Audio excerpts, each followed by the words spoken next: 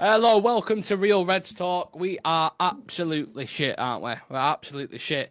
Manchester United won, FC 21. We dropped points at Old Trafford in our first game of the Europa League campaign. Still unbeaten in 4 if you want to polish a turd, but the inability to manage a game, Sam, and kill a game off is extremely worrying, isn't it? I mean, the ability to just take the chances and finish him would be nice. Never mind kill a Yeah. game off. Just the amount of opportunities we had tonight where we could have scored a second or even a third and we didn't put it away. And then Eric Ten Hag making it absolutely worse by making really questionable substitutions in my eyes, which I Which think ones did you not agree Xerxes with? coming off, thought that was a terrible idea. I think Hoyland didn't touch the ball when he came on. What was the point? Why did we bring him on? Mm. Ericsson, I know he made the mistake, but I thought he was a very influential player in the game. I thought he was excellent. Bruno didn't get taken off. Terrible game. Really, really bad game, but was not taken Yeah, off. Bruno Rashford wasn't great. looking decent, taking players on, looked threatening, and we took him off. Don't get it. I really don't get it. And it's weird, isn't it? Because I thought the first half was all right. Was nothing to absolutely rave about and shout No. from the hills. But I thought it was okay. I was a little bit concerned with some of the duels in particular, like physically on the ball, a few sideways passes. But even in that first half, I was like, you go get a second and third day easy in the second half, you can kill it off. I wasn't actually worried initially. No. There was some movement, some nice sequences. Mazraoui, Ahmad, Rashford looked relatively sharp. Dalot dropping into midfield looked good.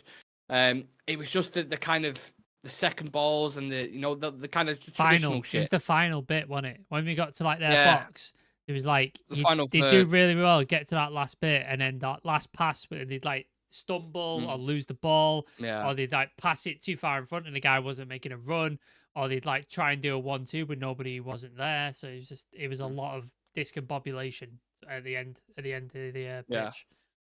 Disconnected is the word I'd use Yeah. in certain areas, and people can say maybe that's new signings, maybe whatever it is. You can paint that narrative however you want, but the main kind of focus, the first half. I don't know about yourself, but I wasn't worried about a No, second. I was like, oh, no. just kind of coasting. It's gonna be one of those games, quiet. Yeah. You see it out, and I think really somehow that's naive of me because the way United typically play, we don't get shit done easily, do we? We always seem to mess it up, or it always seems to be something that's in the works for us. Ten Hag seems to want to score early and often to win games. That seems what Yeah, he wants to do because we come out of the blocks like fire and we go for it for like 30 yeah. minutes, 40 minutes, and we try to score goals. And if we don't score 2 goals in that time, we're probably going to get pegged back in the next half. Mm. Or if we don't score any goals, we're probably not scoring in the second half in the way these But games have gone. there doesn't seem to be urgency to kill the game off No. though. Even when Garnacho was coming on, they was talking like because Hargreaves was behind Ten Hag, he was saying like defend, defend, defend. He's worried about conceding, which with this team I don't blame him. But Yeah. you're like, where's the guys who are going to murder this game off? You look at the top class teams in Europe at the minute, they step on your neck. We don't seem to do that. We don't seem to ever do that, and it's costing you. Drawing to FC Twente in your first game, you're like. Oh, In a game at home, you should be winning easily. easily. I was talking before the match, and the guys in chat will know. I was like 3-4-0. I can see that I cannot see them scoring. Obviously, we go into the second half, Sam. FC Twente come back into it mainly because of Ericsson's error.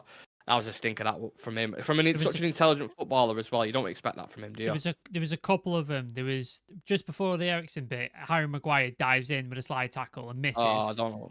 Fucking stupid. So that starts the whole sort of cascade of affairs that leads to this. Ericsson then tries to intercept, and when he's back to goal, doesn't scan, doesn't look who's behind him, doesn't check anything. Has the ball stolen away from him, he's away, and then you could probably question Onana on his positioning again. Should he be getting beat there? But again, I don't want to put too much on Onana because I think all that other stuff that happened before it shouldn't even lead to the point where he's getting a shot at his goal. Because apart from that, I thought Onana had a good game. He made a good save and he had some decent moments. But yeah, just that mistake just is again, I think somebody said it in the chat, it's the hope that kills you. The hope in it because you look good, you scored Ericsson, excellent goal. You're like, okay, he's had a couple of excellent games, maybe he's getting a thing, and then he does that, and you're like, oh, for fuck's sake, man. Fuck's sake. And then I actually think the second half, when they did get that goal, they had a rocket up their ass. They played better football than us for a good, I want to say 20 minutes sustained period in the game where we was on the back foot a little bit. Put a lot of pressure. We made mistakes as well. We made mistakes at the back and gave the ball away consistently.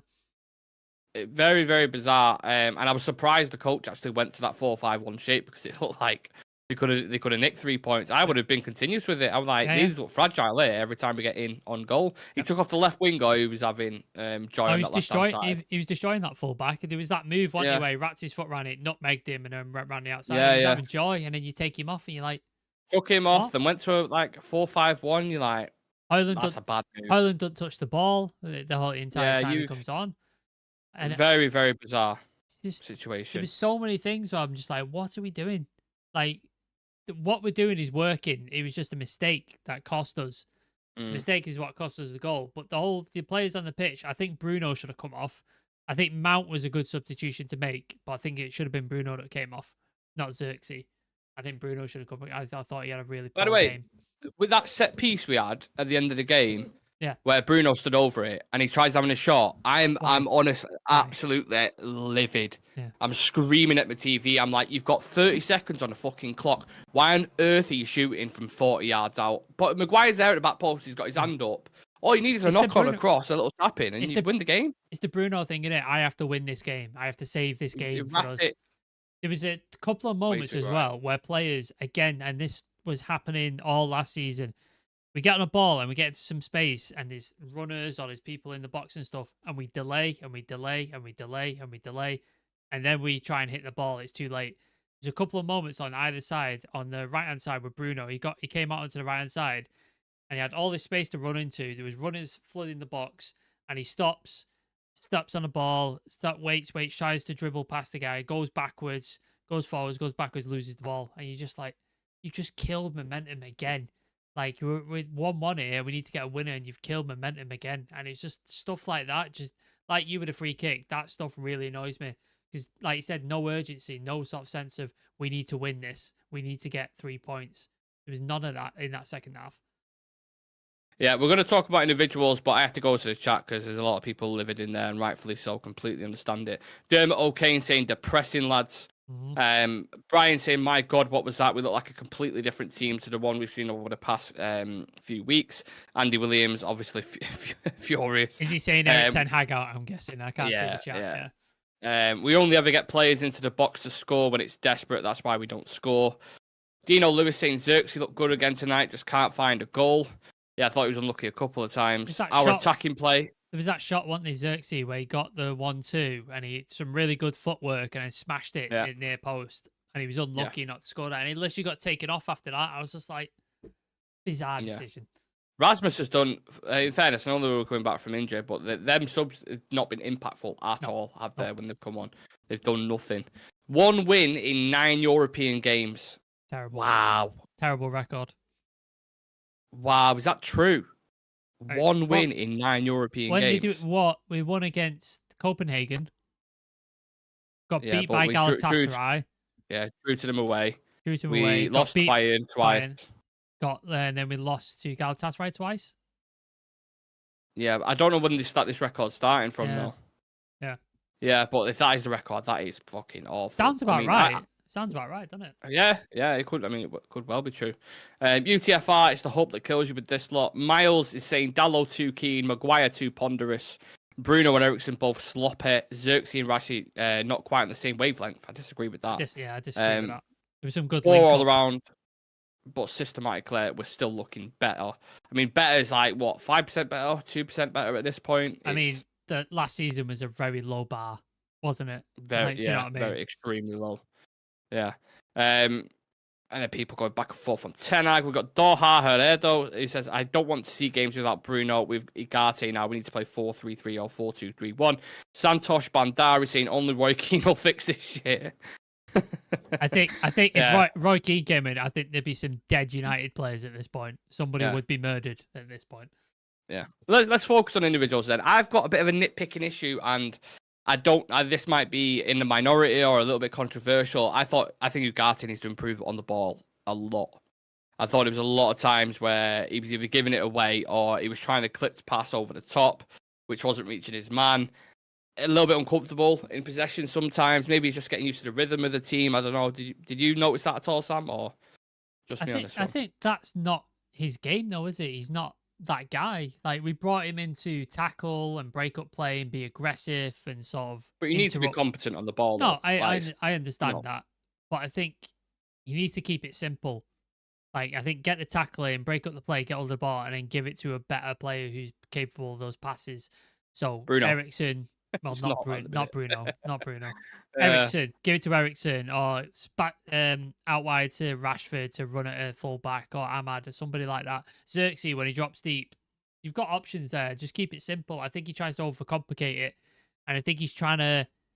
It's like, no, the try hard thing. He's trying to impress, and he's trying to show it how much it means and stuff like that. And I think he's trying too hard. I think that's kind of what it is. And then probably a little bit what you said, like the rhythm of Premier League, brand new to the team. It's only his second start. I think he's still getting used to things. So I wouldn't go too harsh on him yet, but I understand what you mean. Ruud Gullit just said on live TV, how many millions has Erik ten Hag invested in this team again? Or 600 million. The Dutch pundits love to rip into like Dutch people, don't they? They just fucking De Ligt, Xerxes, all of them. They're always doing it. It's bizarre. Yeah, I've just seen that stat from Fab actually. And United have won just one of their last 9 games in Europe, 5 defeats, 3 draws, and 1 win versus Copenhagen at home under Erik ten Hag. That is a really bad record and something that definitely needs to be, a sticking point. Because I was speaking about it before we went live for the game that. That record in Champions League from last season doesn't get spoken about as much because we went out early.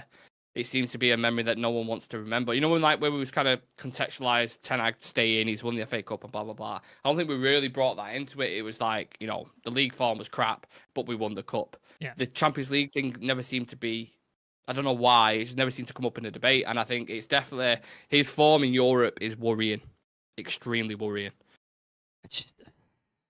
Yeah, I don't know. I really don't know because, like you said, the first half, I was quite happy.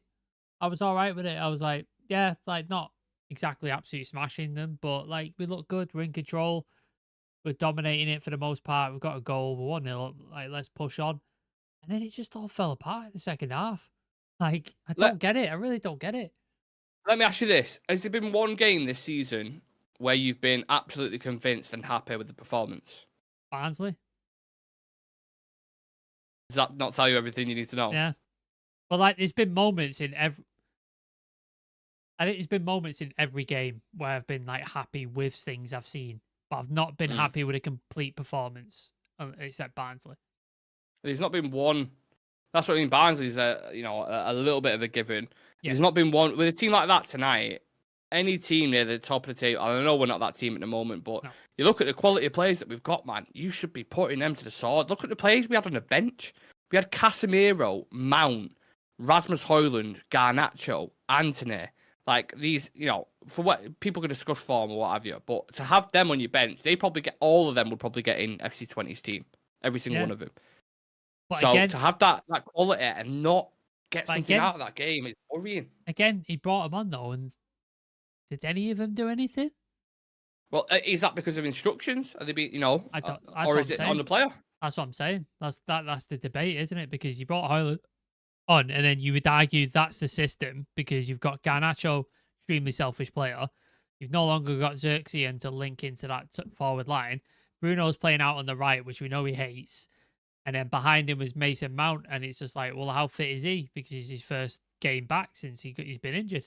Just like that whole front three is then just malfunctioning, isn't it? When the previous front 3-4 were working quite well together. Xerxes, Ahmad, and Rashford were all working decently well to me, so I don't understand why change it. Bizarre to me.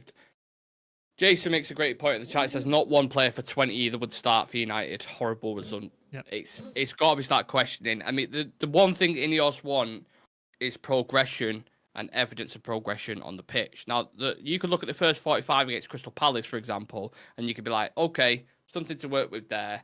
Naturally, going into a game against FC Twente, you'd be like, you probably can keep a clean sheet, score 2 or 3 goals. That's the next level, like the next step that you would take. And now it's regressing again. And it's always 1 step forward and 2 steps back. That's the issue. It's like the thing we had the problem with last year was dominating games. Like every game was a basketball game, wasn't it? It was just back and forth and just see what happens. This time we seem to be trying to put our foot on the ball and dominate games, but then we lack the killer instinct at the end to kill, like you said, kill games off. Whereas that's what dominant teams do. Dominant teams dominate the ball, dominate possession. They create all the play, but then they kill the team off. City, Liverpool, Brighton, fucking Arsenal. Maybe not Arsenal recently because they've switched to a more defensive thing with Odegaard out. But you know what I mean? That traditionally, that's what they do. Chelsea, they all dominate the ball and then they kill the team off. We dominate everything, dominate every stat, every metric, and then we don't kill them off. We can't score and kill the teams off. And that's the difference. That's the big difference. Well, you look at a couple of teams you mentioned there, like Liverpool, again, playing in the Carabao Cup tonight against West Ham. They beat West Ham 5-1. It's a Premier League team. That's a Premier League team. Yep. Arsenal won 5-1. Like, all these teams around us. And you look at Chelsea, the way they're flying in the league at the moment. Yep. Yeah, where on earth are we going to finish the season if we're playing football like this? I heard the next run of games that we've got. So Spurs, Villa, Brentford, I think, are in there somewhere. Yep. And is Porto away, who have just lost today. So they'll be looking for points. I'm looking at them games like, how many points realistically right now are you going to get from them? Spurs is probably the only one where you look at it, it's like, we could probably beat them because I that's think Spurs will beat us. No, but I think that's the one team you look at. You're like, we could probably beat them because the way they play with a high line, they're just going to push. You're going to get opportunities. You're going to fit well into that. Villa, don't have much confidence to beat them because they're a great team and they seem to be putting teams away. Brentford have been a bogey team for us for many years. Every time we play them, we seem to get battered. And then it was only a Scott McTominay brace in last minutes trying to, like, we got a win out of them last time. Otherwise, we get slapped by them. And then Porto is a difficult game, man. Extremely, and it's away as well. That's a difficult game. Really, I look at the mistakes we're making just on the Spurs game. The mistakes we're making near the back, like what Eriksen's just done.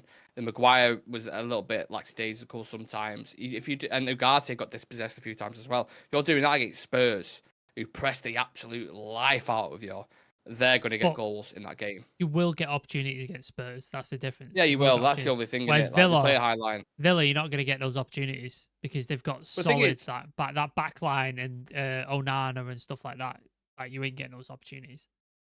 They could give a high line and we still won't finish the chances. That's the difference. We can get in behind. Yeah, that's the point, isn't it? That's the point. That's the worrying thing. All right, let's go back to the comments then. A lot of people angry. Adam saying, wish Europe would be solely knockout because he seems to work his best in knockout.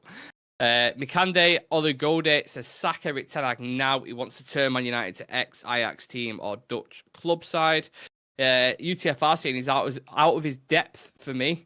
Quite a strong comment. Grayo saying, I've backed Erik ten Hag all the way, but this shower of shit was just a limit tonight. I'm lost for words. This is just yet another appalling start to yet another predictable Groundhog Day season.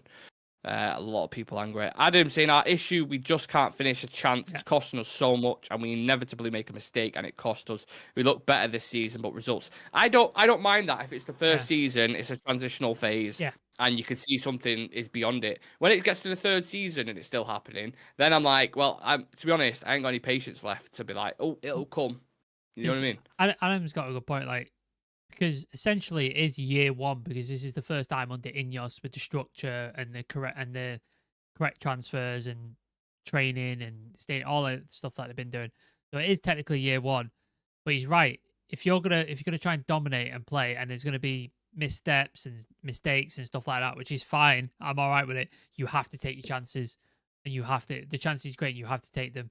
That's the most worrying bit.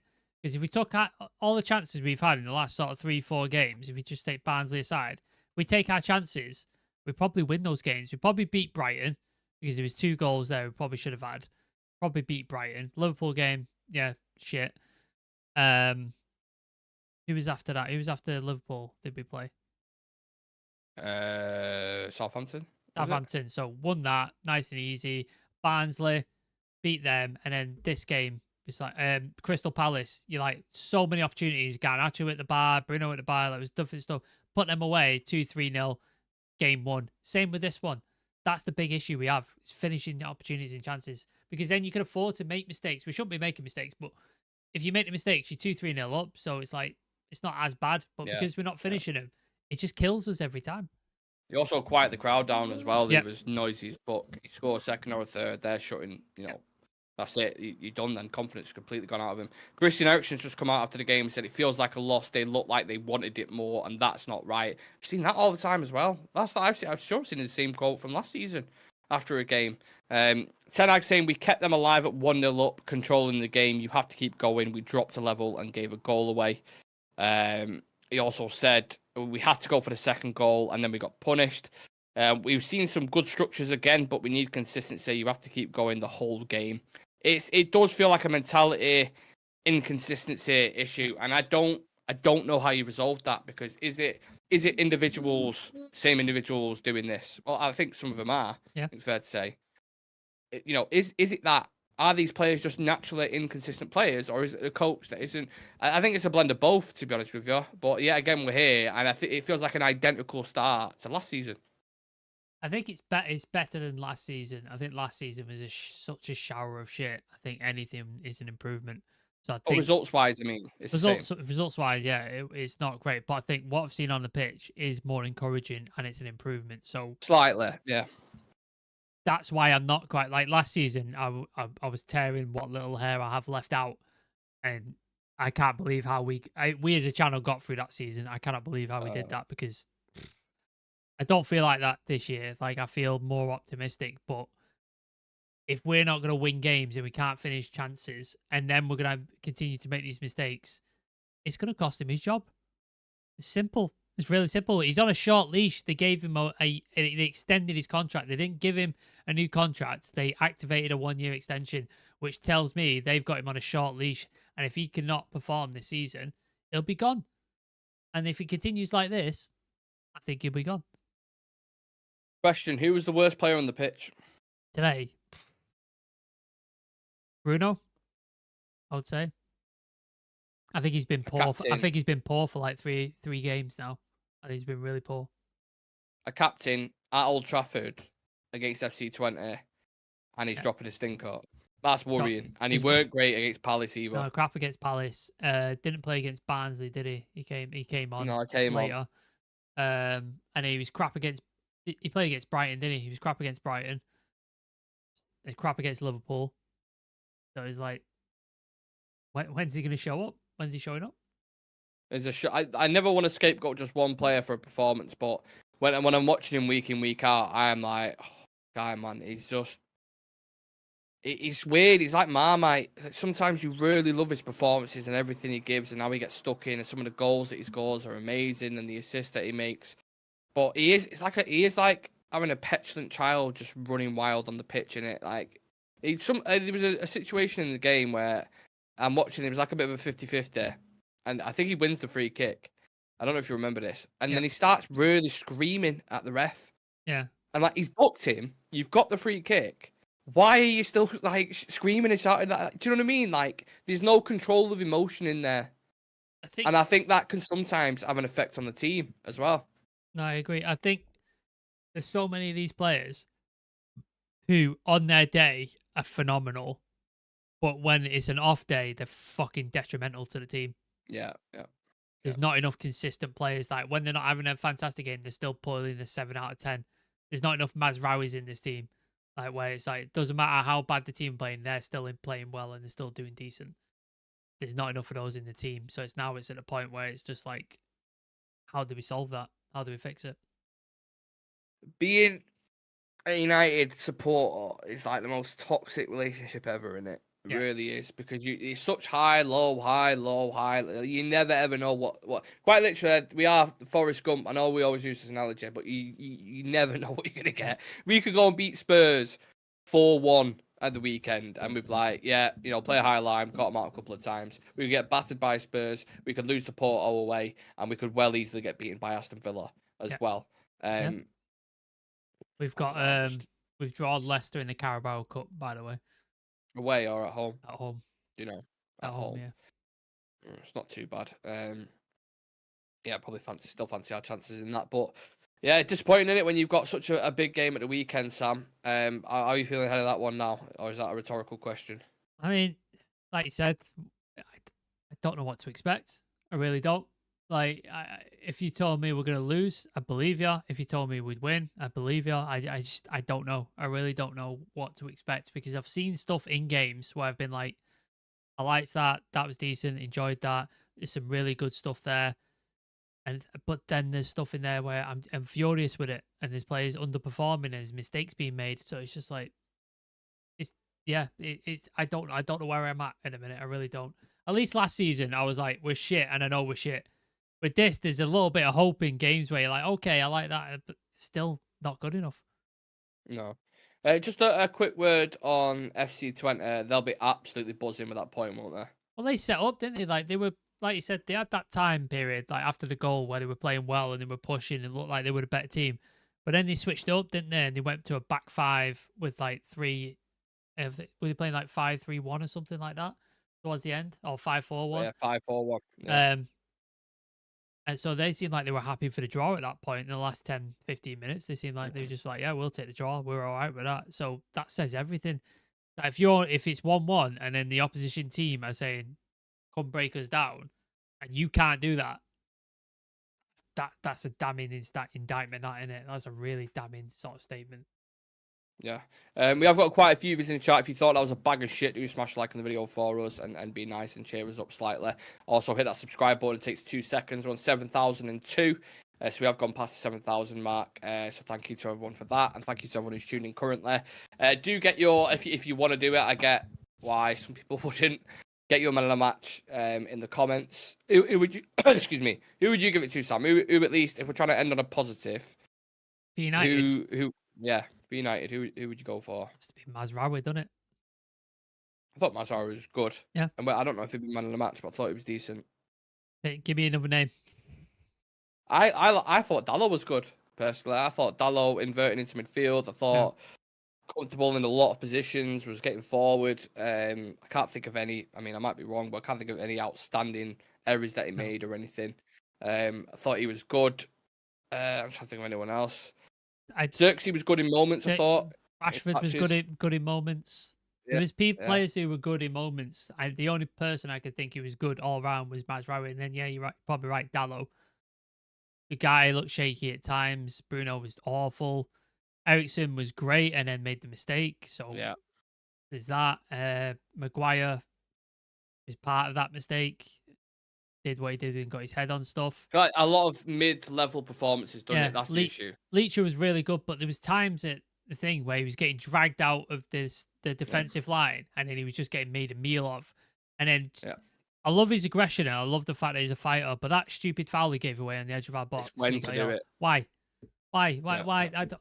Just stupid. That really. He's got one of them in him every game. That's the issue. It's really stupid that. But so if it was for FC Twente, I'd probably give it to that Lammers. I thought he was really, really good. I thought he was really effective for them and caused us a lot of problems. Do you know what, though? Every time I heard his name was Sam Lammers on it. Nice. Every time I heard it, I was just kept thinking of Greece. Summer lovers, have me a blast. Every time his name got mentioned, I was like, kept thinking of Greece. There was a guy, he was decent. There was a guy who came on for them called Lager Bielka. I was like, that is a name in the hell of that. They got some creative names. Imagine getting that on the back of your shirt, Lager Bielka. I know. Credit to the fans as well, because I thought you could hear them for the majority of the game. They was 4,000, I think, came with him, which is impressive for a club of their size. They took over Manchester. You wanted to see like the Oyster Bar and stuff. It was just absolutely going off. So they'll be buzzing with that, and they'll be happy flying back to the Netherlands. Right, let's go back to the comments section just to end the show. Appreciate everyone in the chat, by the way, after a disappointing result like that. Andy Williams saying, can't wait to get slapped by old man Vardy. Positive as always, Andy. Love it. Santosh is saying, Garnacho, Hoyland, Onana. See them play for United for the next 5 years. The rest we can sell and swap. A fool named Huggy. What is it with players signing new contracts and going to have a shocking season? I mean, it's got to be discussed, hasn't it? Yeah. It's got to be spoken about, because it does seem to happen. It happened with Marcus. Happened to Salah as well, didn't it? That season after he signed the big deal, he was a bit shit, but he's gone back up since. But like the season after, he was a bit. Happened with a few players. Yeah. Grayo saying, honestly, I'm feeling like I have done for the last few years, and every game I'm just resigned that we're going to lose. Don't want to sound so pessimistic, but unfortunately, this is how I feel. Mate, speak your mind. If that's how you feel. That's what we're here for. People's opinions are welcome here, even if we disagree with them. Please say what you want to feel. Yeah. UTFR saying that's another fucking ticket I've got to pay for fuck's sake. A lot of people unhappy. I get it, guys. I completely get it. Flex Felix, sorry. Only positive is we look a threat from corners with Ericsson taking him. Yeah, his delivery is much better, innit? When he's on there. It is when he doesn't go short. Honest to God, there's nothing I hate more than a short corner. Anytime I'm at Old Trafford, I see a short corner, I lose my fucking mind. Does my head in. Buckle up, guys, because this is going to be a mad season. I can already see it. I mean, maybe not as frantic and wild as last season, but I think there's pressure on Ten Hag's head at the minute. Ineos must have watched that, Ashworth, Wilcox, and been like, there's some concerning things there. There's some red flags there for sure. Also, the players have to take accountability. Ultimately, it's the manager sets them up. If Ericsson doesn't make that mistake, he might go on and win that game, innit? So it's very fine margins in football. This is the thing, though, with Ericsson. Like he's been great for the last couple of games. I think we could all agree. Yeah. But we know with his legs and his physicality, that's always been the issue. It's always been the issue, and that's what cost him there, because he hasn't got the physicality. Because if you're not going to scan and check, excuse me, can't turn his neck. If there's a match, he has to turn his whole body like WD-40, quick spray on it. Like, if you're not going to scan, you have to know if you feel like a presence back to be strong enough to like hold them off, and he isn't that guy, and that's what you saw. And I know Chivy's like, oh, it's not about physicality. I was like, it is with Ericsson, it is, and that was an example of it. He just got flattened, as well, absolutely flattened by him. So it's just, and you have to play, if you're going to play Ericsson, you have to play him in the 10. You cannot play him in this 8 position, because this is what happens on the transition. And if you're going to play him in the 10, Bruno has to be dropped, and I think Bruno should be dropped. Yeah, I mean, it's going to be interesting who he goes for to start against Spurs there, because I think the majority of positions, bar the wing backs, maybe Leach's position, where it's debatable, isn't it? Where you can go. De Ligt, I think. Yeah, well, that's what I mean. Maguire's going to go back out. De Ligt's going to come back in. But then who's going to be the midfield? Who's going to be the front three? I still think that's a big issue, finding that correct balance. I think. Because when at the start of the game, I saw Ericsson, Ugarte, Bruno. I thought, I like that. Yeah, It's got a good balance. Like each individual player has their own qualities, but it's still up in the air for me with both the midfield and the attack. I think the attack. I think Rashford deserves. I'm seeing enough from Rashford where he should start. I think Xerxes has to be the starter, and I think it's Ahmad and Garnacho fighting out for that right hand side, and just see what happens there. Do you see what Ten Hag said before the game today? What he said? He thinks Garnacho's the best on the left. So that's maybe where he sees him. But like, if Rashford's in form, which he is, and then you take him off, so many decisions, man. So many decisions. That's what I mean. That's the issue, isn't it? It's who's going to give us the best. What team can you put out that's going to get the best results? And right now, he doesn't know. And that's you should. Your manager, you should. You're the manager. Yeah, that's your job, is to know what the best team possible of winning the game. That's your job. So if you can't work that out, then you need to sort of refigure out what you're doing, because you need to be able to pick your best team. A full name hug is Spurs, Porto, and Villa over the next 2 weeks. Yeah, here we go. Like I said, guys, strap in, because it's going to be a fucking wild roller coaster.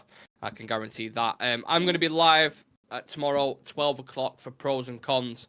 So please do come and join me, where we have a bit more of a deep, analytical, in-depth look at the game, and we kind of sit back with a coffee and really, really dive into some of the details. So I'm looking forward to that. Apart from that, I don't even know what day we're on. Thursday night tomorrow, is it? Yeah. I think.